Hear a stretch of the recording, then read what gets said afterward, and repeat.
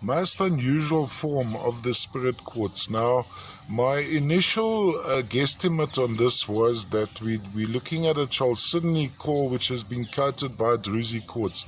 Chalcedony and quartz being absolutely the same thing actually, just the crystal form varies slightly and maybe slightly chemically, but they are silicas, silicon oxide, SiO2, which would be the quartz.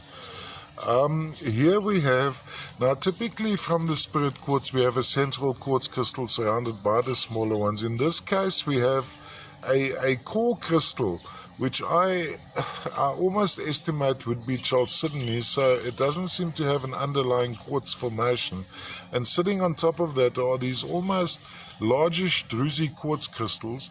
Now when you have a look into these quartz crystals individually, you'll find typical to the spirit quartzes you'd have a color concentration around the outside edges, which you'd find here.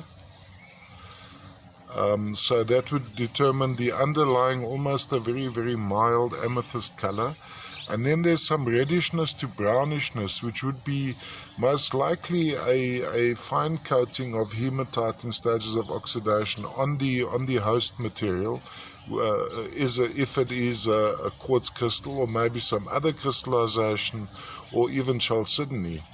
A thin layer of that which again got coated by the druzy quartzes. From a display point of view, quite a versatile piece, can be displayed various ways around. I'll just take it through on this angle for now. Quite enjoy this section jutting out. This is actually pretty nice. Minor scratching here or there, nothing obtrusive though. All the way from South Africa, spirit quartz.